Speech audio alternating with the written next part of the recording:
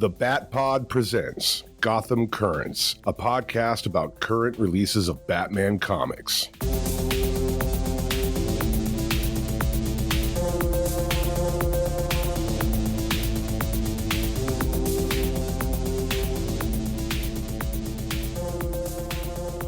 Welcome to episode number 3. My name is Bill Beer, and joining me tonight, John Koos. Hey, Bill. Glad to be back. I'm looking forward to talking about this issue.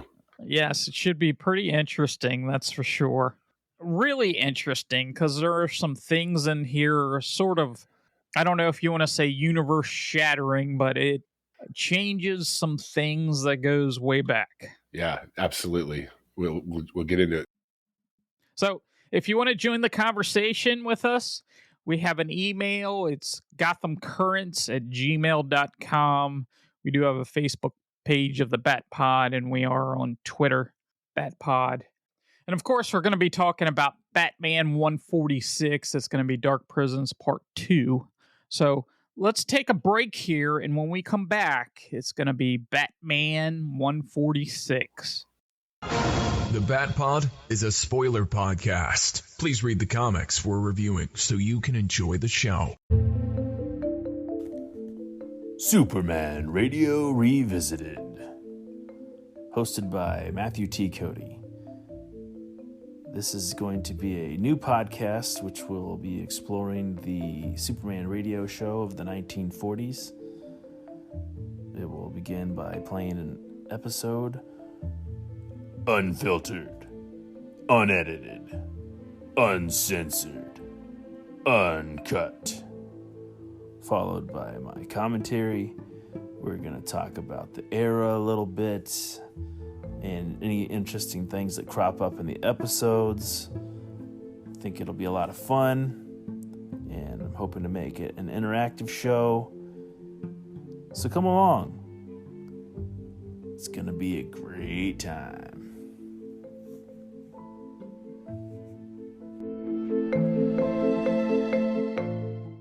Okay, our issue tonight is Batman 146. Your writer is Chip Zdarsky. Art, Jorge Jimenez. Colors, Tamu Mori. Letter, Clayton Cowles. Editors, Ben Abernathy and Katie Kubert. And we get a cover here. On the cover here, we have a dead Joker with a smile, with a dead punchline and what looks to be a dead Riddler. What did you think of this cover? Didn't strike me as much as last issue's cover, to be honest with you, but it did make me wonder, well, a lot must happen in this issue because this is pretty dramatic. But it's not bad. It's not bad. You got Batman you could just sort of see the bottom half of him. There's blood everywhere. So that's consistent with, so it's happening in the storyline, which is that the failsafe Zur Batman is not taking any prisoners on his mission to clean up Gotham. I guess on the positive side, it does make you want to turn the page and see, well, this must be an issue filled with action and some serious events. I mean, you just see the touch of a cape. You don't see a body or anything. It almost look like Batman's body. At the very top, it's like the top, I don't know, 1/6 of the book has blood all over his cape, and it looks like it's surrounding his body, and then you have the dead bodies underneath. I mean, it's an okay cover. There wasn't anything that says, ooh, I gotta find out what happens, because that definitely doesn't happen in the book. It doesn't happen in the book, and then you also have, I think it's kind of funny, just in the bottom right-hand corner, it says 13 plus. It's like, well, what's 17 plus if you have a cover like this? Right. So in this issue, Daniel Capito explains to Bruce how the Joker was motivated through past events to bring out Zur for good. As Capito tells Bruce he's helping his better self make the world better as he gives his cow back. Elsewhere, Zur takes out Killer Croc with Damian. Stephanie Brown tries to convince Damian to stop teaming up with Zur. Damian claims that the Bat family held Batman back. Nightwing and Oracle tell the Justice League about this new Batman and how he has taken over the city. Back at Blackgate, Bruce, back in his cell with the Joker, realizes that he also has Zur's memories. Bruce remembers how Zur made the mini fail-safe guards, and Bruce breaks out of his cell. Punchline and Joker reunite while Bruce takes out the robot guards. In Gotham, Zur and Robin break into Harley Quinn's apartment and confronts her. Punchline flips a switch, letting the cells to the criminals Zur has locked up open, and now Batman finds himself in a riot between criminals and robot guards, but is able to escape. Robin visits Zur and Oz's Batman bunker to find a Amazo robot, which Zur is using to build an army of Batbots. Vandal Savage escapes Blackgate in the riot. Zur meets with Superman, and Zur pleads his case, trying to convince Superman that Zur is indeed the Batman he knows. And the issue ends as Bruce Wayne leaves Gotham City. So, there's a lot to take into this book. This was a book I read, I had to think about for a bit, and then I had to read again. Because as soon as you open the first page of this book, I'll just throw it out there. They're saying that The Killing Joke and Death of the Family, where Barbara Gordon gets shot and Jason Todd gets killed, the motivations of the Joker was to bring out Zur and Ah for good. That was why these events happened. Yep. How do you feel about that? Just saying that right up front here. How do you feel about that? It doesn't sit well with me, to be honest, Bill. It messed with my mind a lot because, we got all these years, I bought Killing Joke real time and Death of the Family and Death in the Family. And it's basically trying to tell my brain that for the last 35-ish years, that all that I knew about the premise of those stories was wrong. Right. And so it's basically, like you said in the intro, it's basically, I don't know, sort of like a retcon of sorts of a massive magnitude, right? That Joker isn't about just pure mayhem. He isn't just a pure, sociopath, a psychopath. He's actually on a focused mission of bringing out this compartmentalized personality of the Batman with every action he's ever taken, almost, including, torturing Alfred. And so it's basically saying everything he's ever done is for that purpose, which is like, that changes everything, kind of, right? Yeah. And you get a little backstory here. You mentioned they're torturing Alfred. That happened in Death of the Family because you have the Joker, with his face kind of tied on. And while he tortured, Alfred with his toxin, he got some information about, failsafe, and that there was a failsafe. Right. It kind of just leaps forward that he's in the Batcave. He finds it, I guess he stumbles upon it. He finds it, and he's like, well, hello, beautiful. It's like from the Dark Knight movie. I didn't mind that page as much. The first page, basically, if the first page wouldn't have happened, if you wouldn't have said, okay, Death in the Family, and they're not saying it, they're showing it. They're showing the images from it. Sure. If they wouldn't have showed me those two images, I wouldn't have thought much about it. But that wouldn't have bothered me as much. It's bothering me to say, hey, we've taken these two events that everybody knows and some of the favorite stories, at least Killing Joke is one of the best Batman stories, and we're changing the way you think. Not only us as readers think of the Joker, but the Joker's motivations. That these are the Joker's motivations. And that's what bothers me about this. Right. Yeah, me too. That being said, I enjoy the story overall. That particular thing bothers me, but I'm going to throw another wrinkle in there. And that is, and I showed you just because I went back and read Chip's first issue. And in the first couple pages, Batman has a dream about the three Jokers. And you see the three Jokers. And in Joker Year 1, at points you saw like 3 Jokers, and Capito went in his mind, is taking the fear from the Joker. To me, the 3 Joker concept is that the Joker has these 3 personalities. One particular personality, I don't know if one or all his personalities doesn't have any fear, but one of these personalities only cares about this particular aspect of Batman, is getting his backup personalities are out. I think it's one of the 3. So that being said, maybe it doesn't. I still have a problem with, saying that his motivations to those particular, stories. That still bothers me. It might bother me less that this is a fraction. This is a very complex story. This isn't just, okay, this happened and this happened, this happened. They're really going into some things here with the Joker. Absolutely, yeah, yeah. So, like, the story itself, and I hope everybody reads it. It's got a good flow.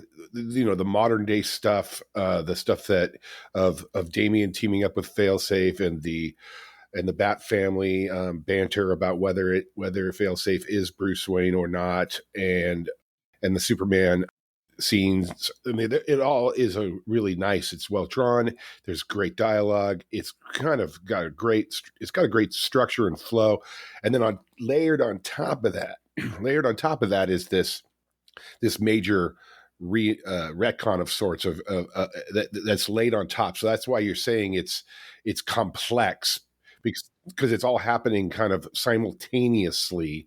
You're getting flashbacks, as we referenced in the last episode about this arc, where you have the Daniel Caprio character in that aquariums type cell. They flash back to that again with Joker, and so it goes back and forth in time, and while at the same time it has some really good flow in what happens today.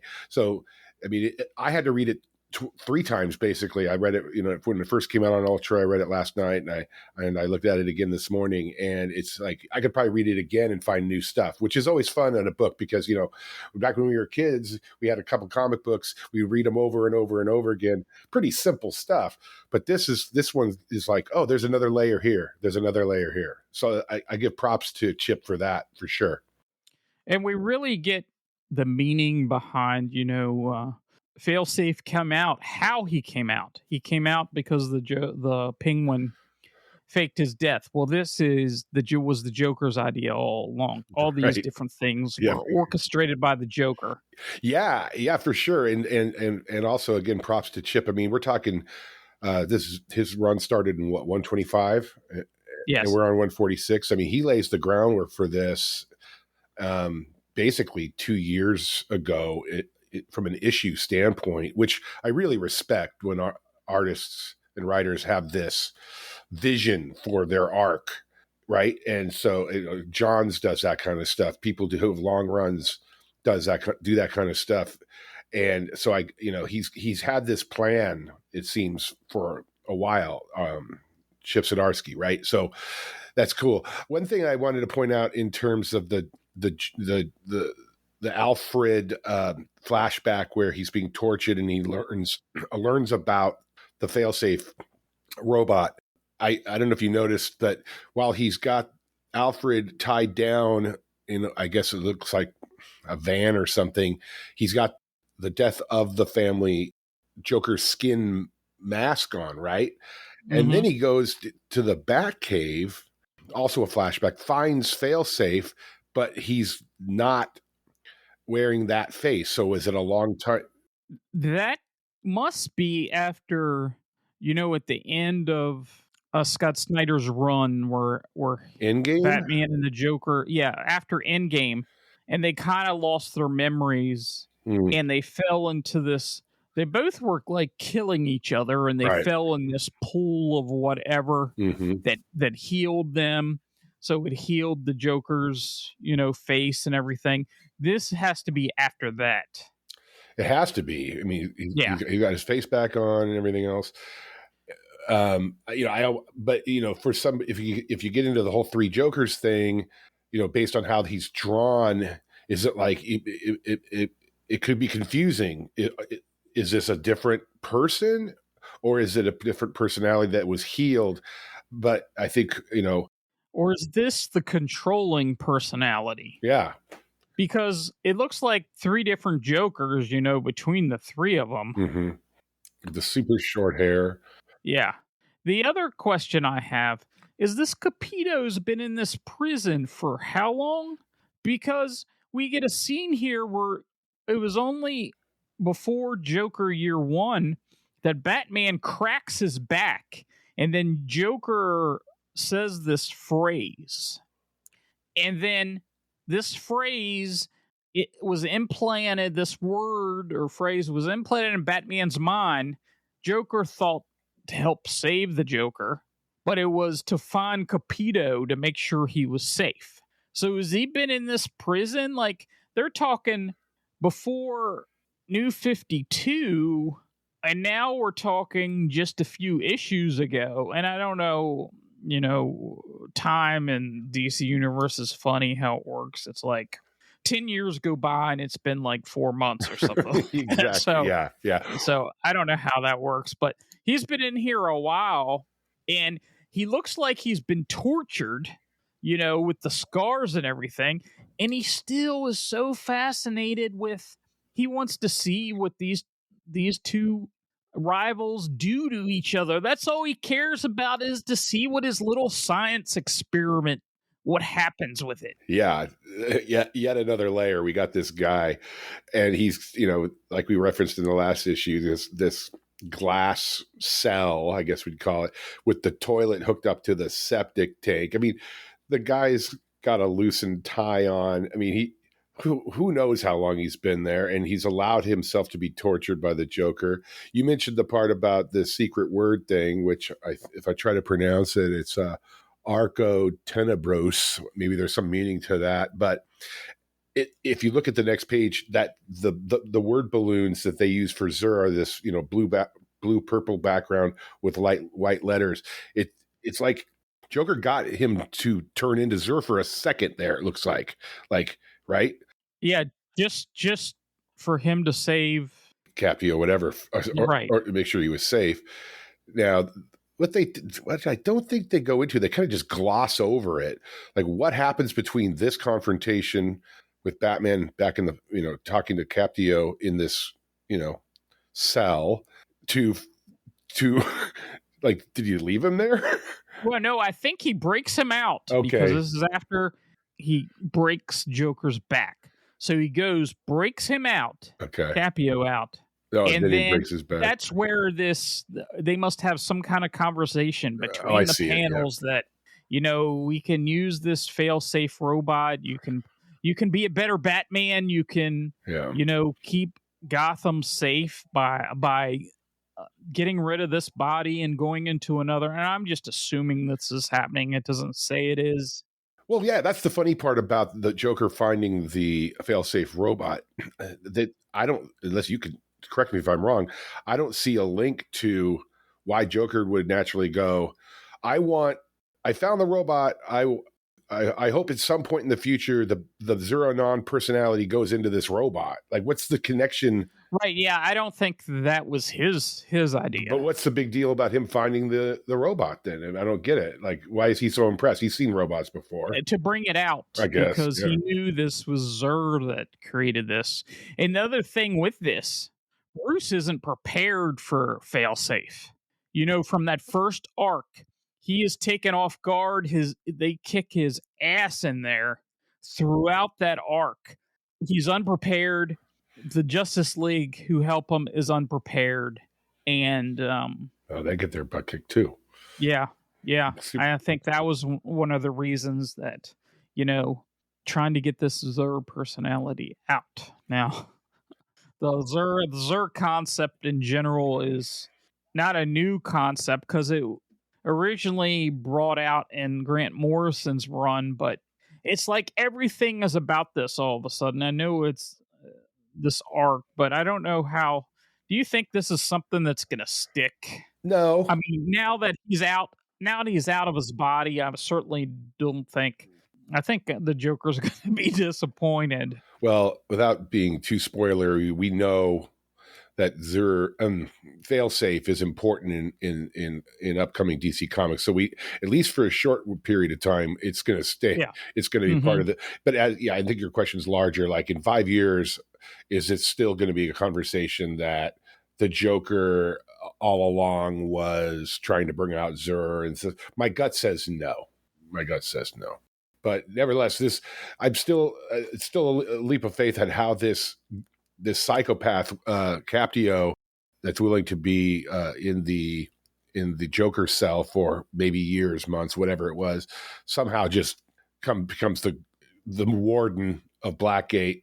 We mentioned it last issue, but I mean, you got any defense of that?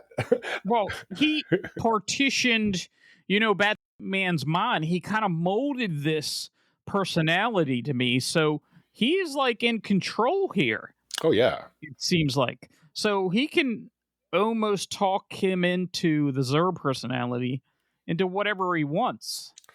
Well, yeah. Well, I'm just talking about the basic fact that he's suddenly the warden. Yeah. But yeah, and he's still, we got to give this guy credit. He's consistent through all the flashbacks and everything about trying to, identifying the Joker and the Batman as the two most dangerous men on Earth and all this other stuff. We flash forward to now, Bruce has been captured and he's tied to a chair, and Captio's still going on about it. Like, I'm going to help you bring your better self out in the world. He's still going. Like, he's on a mission for, I guess, a confrontation where the Zur Batman fights Joker in some epic battle. That's what he wants, right? That's his end game? Yes, that's what it seems like. And yeah. So. And he gives him his cowl back, and he's like, I don't want to cause you any more trauma. But from this point, and I know we jump in the story, it jumps to Zur and Damian taking out Killer Croc and some others. And as I said in the intro, Stephanie Brown says, don't you see it? Yeah. And it's also kind of, I mean, I hadn't thought of it till now, but his personality is kind of OMAC-ish from the Infinite Crisis. It's very binary in its approach, and he's, not seeing any grays. It's like criminal or not criminal. Criminal, you're going down, and then, like the whole Harley thing. That's a good example, right? He's like, breaks in there, shoots her hyenas, I guess, with either kills them. Maybe they look kind of. It looks like they're dead. Yeah, it looks like they're dead with arrows in them or something. And she's protesting basically, like, oh, wait a minute. We talked about this. You kind of forgave me for my past sins with the Joker and all that mania. I'm practically a Justice Leaguer. And then he's basically like, nope. Yeah, you're a bad guy, and we're taking you down, and so he doesn't see any grays. Zur, no, yeah, there's no gray areas. Yeah, but the one thing that we had talked about previously is why Dick and Barbara seem to be like, oh, this is Batman. He was struggling with his backup personality as they're talking to the Justice League. This is Batman in this fail-safe body. And Barbara's like, yeah, there's a very high chance that it is Bruce. And then Flash is like, oh, it's just more of Batman, right? He has a code, no killing, no guns. And Wonder Woman seems to be on it. Superman looks skeptical. Yeah. Yeah, it's funny. I like this page. I love lots of characters and stuff appearing. And Barbara looks great the way she's drawn.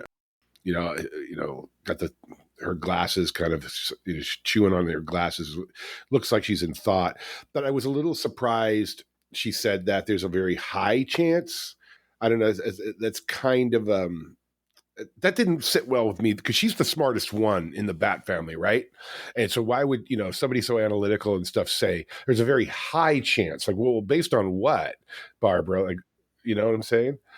She just kind of putting it out there to see what the feedback on that is. Yeah. But yeah, I was twisted up in the first issue. I'm just gonna, suspend my disbelief or whatever that these two would have been Dick and Barbara would have been the first to say that's not Batman, not Stephanie, not Stephanie Brown. But I'm going with it now. It's fine. It's going to be important. I think I told you when we chatted a little bit offline that I would love to see a Nightwing Zur conversation. And you would have to think that would be happening pretty soon. I hope so, because I think it's safe to say that Nightwing probably has the strongest relationship in the DCU with Batman than anyone, don't you think? Yeah, I would say. Yeah, and so Superman, when they're on the monitors with the Justice League talking to Nightwing and Barbara, he's not saying anything. He's the only one, he's not. And he's just taking it all in, and he's probably having flashbacks of when the failsafe robot almost killed him back at like issue 120. What was it, 128? Yes. He stabbed him with a kryptonite sword and all that. And so we'll get to that in a second. But yeah, you asked me beforehand if I had a lot of experience with Punchline. I've only seen a bunch of different YouTube videos and stuff about her. I got the gist pretty quick that she's kind of like Harley Part 2 in a weird way. Yeah, sort of. Somebody's obsessed with the Joker, right? Right. Before we get to her, though, there's this one scene where, Batman comes back to his cell and the Joker's trying to tell a joke, and he's thinking to himself, well, Zur kept his actions for me within his own brain. Now that he's gone, he says, I basically experienced the same things he did. I should be able to pull those memories up. And he sits with his leg crossed like meditation or something, and then he kind of pulls these memories out of his head of Zur making these bat robots, right? And then it just comes to like, I created these robots, I can defeat them, I know everything he's done. And then all of a sudden we get this Batman that's before he seemed completely defeated, right? And now he's got like a new purpose here. And we do see Punchline get dropped off, and I can't say she's been one of my favorite characters. I mean, she showed up a few times, but it's like, okay. But I think you're right to point out that in this page that shows him breaking out of his cell and starts to roam around Blackgate, he's got this spring in his step, like he has a purpose. Like before, it just sort of seemed like Bruce was off, and not had his full Batman self. And so I think the artwork is really showing that he's like, okay, I'm going to take care of this situation. Yes. Punchline and the Joker meet up there because Batman breaks out the cell and he's fighting the robots, and she's like, I'm going to get you out of here. And he said, we should have some fun. Yeah. And basically Punchline unlocks the cells on this lower level that said, it's all the non-powered criminals in these basement cells, and you see Vandal Savage. And you have Batman with basically no shirt, with his cowl on, with his, glove, and he says, like, I have it 76-1, and he says, I'm good with that. Exactly. And that's when the robots show up, and it's like a big, huge frenzy. Yeah, it's a big, huge frenzy, and he gets out. It's the Savage aspect of this is probably more foreshadowing because he's just there. He's roaming around the halls a bit. So it's clear that Chip, he's still going to use him. It's for some other purpose, like planning ahead in future arcs, don't you think? Mm-hmm. Because he doesn't really fit that well into this story at all. It's like we talked about, like, why did they add that layer? But it's obvious to me, like, okay, we're looking beyond in future issues that Vandal's going to be pretty important to Gotham and whatnot, right? Well, I think, that's going to be Batman's next problem. Right. Yeah, exactly. That's the point. Yeah. That's a future problem. Yeah. But, and we covered this in your summary at the beginning, but, what you didn't cover is, Damian kind of coming on to an Amazo type robot, right? Yes. And he's kind of drawn in a way that he's now frowning almost in every frame. Like, I can feel like his initial zeal for the concept of Batman taking care of business, don't you think that he's looking like, I'm getting kind of skeptical here? Yeah, he's like, on part of him is like, oh, this is the Batman I always wanted him to be. Right. This is what I wanted. But then these things keep happening, and it's like, okay, everybody else is questioning if this is Batman or not. And I keep seeing these things that are like, why would he do that? And then he sees the Mazo robot. Yeah, exactly. And so yeah. So we're gonna deal with a moment. I think it could be really cool if it's done right, where Damian basically flips on Zur, and he may do it right in front of him, which could be really cool. But I'm probably getting ahead of myself. I like to see where these things are going in my head, But yeah, absolutely.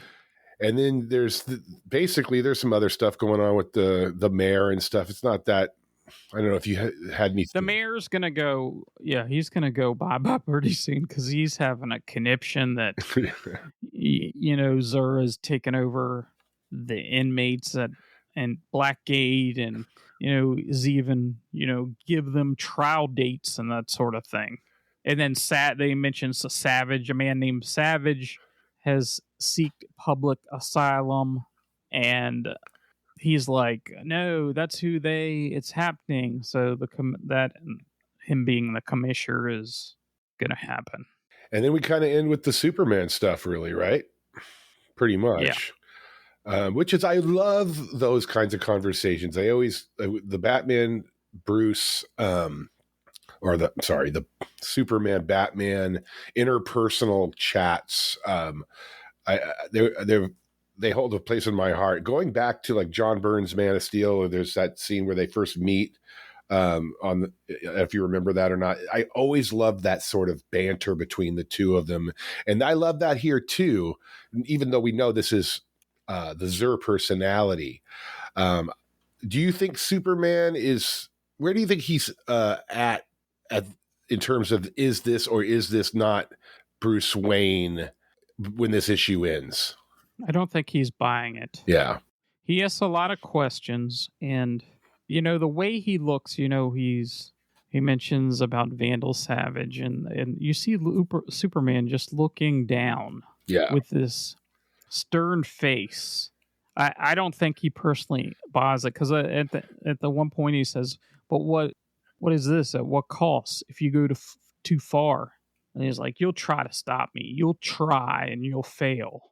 And the next line? Because Batman always wins. That's the last word bubble, last panel. You've got, and then you see, I guess, Bruce Wayne in the pickup truck. Yep. It says, you're leaving Gotham. I think that very last line is, if Superman's 50-50 on this, that pushes him over on that this is not Bruce's side, in my opinion. Oh, definitely. Because I don't think the Bruce he knows would have ever heard him say something like Batman always wins. Mm-hmm. Do you agree? Yeah, no. Yeah. Never. Yeah, so, and that's it. Again, though, I mean, it's a visually great book. Don't you agree? I mean, it just got so... Yes, it's fantastic. It's really cool. And it leaves you wanting for more. I mean, we all know that this is going to be resolved at some point. The question is how. Yes, and it's pretty interesting to see what Bruce is going to do from this point. Is he going to just be on his own, or somehow? I would think you would, even though Superman got his butt kicked, I think you'd want to get somebody on your side. I know Bruce has a plan of some sort. Sure, he always does. What do you think? Where do you think he's going to regroup? I want to hear your predictions. Like where? Yeah, he has to have some kind of cave or somewhere else with. I would hope that something. He can't. Go ahead. Sorry. He can't just not have anything. He has to come to wherever he regroups. It needs to be, because he says he doesn't want to. Failsafe is ready for his friends and everything, and he's been and he was ready for them the last time, and so he's going to regroup somewhere. Where that is, I'm not totally sure. Well, my desire for a group, I really like when they work together, especially Batman and Nightwing and Barbara and stuff. Like the simplest thing, which probably means it won't happen, is that he's driving to Bloodhaven to basically go, if you had any doubt, Dick, I'm here, and then really rally around them. For some reason, I don't think that's what's going to happen, but we'll see, obviously. Yeah, I don't think so. Yeah, that'd be too simple.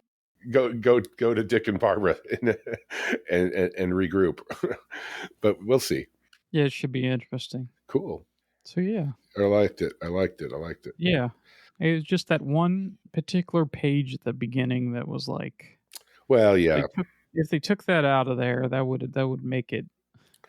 I think. Did you notice? Oh, go ahead. Well, agreed. To literally show the Joker in the tourist shirt, clearly the scene from the shooting of Barbara and killing Joke.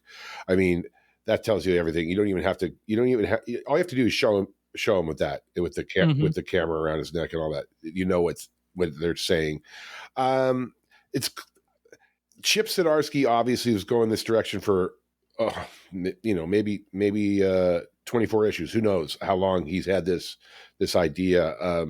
But those two frames, leave no doubt about what he's trying to convey to the readers, right? So I know it didn't sit well, but at the same time, in some ways, it's no surprise, really, because this whole Capdio thing and these flashbacks showing what they show about how he's trying to create the inner Batman that goes all out. He's been laying this groundwork for issues and issues and issues. Yeah, it's been a while, and things are starting to pay off that we saw, in his beginning arc. Yeah. The one thing I noticed in here, on the cover, it says also featuring Joker the Revelations. So the backup wasn't in the back of the book, it was in the front of the book. But it flowed like it was one big issue. It didn't feel like that particular story was separate. It kind of blended right into, the main story. Did you get that? Yeah, well, yeah, now that you pointed out, yeah, I noticed that the flashback was a different artist than the main, right? Isn't it? And yeah, instead of being in the back, it's in the front. But they didn't come right out and do a splash title page. No, they didn't. For front and back. Right. It's interesting. I almost wonder if because the others, it breaks convention from the previous issues, right? Where this art as well as the flashback was in the backup. I wonder if that was the original intent, but the editor said, you know what? That would be so out of order that we got to push it up front. And on the title page, it does list backup story art by Michelle Bandini and Alex Sinclair and that sort of thing. So they threw it in there. So it was kind of merged together. It just felt like one big issue. Yeah. Good. Cool. Okay. That was fun. Yeah, absolutely. And I mean, I'm not sure what date this is going to be released, but it is. This is going to be released next Sunday. Okay. Well, when we record, as we're recording this is Free Comic Book Day. Yep. So may the 4th be with you. It might be too late for people by the time this airs, but it's happened to me in the past that one of the free comic books is probably going to be super essential for not only the DC universe writ large, but fail-safe.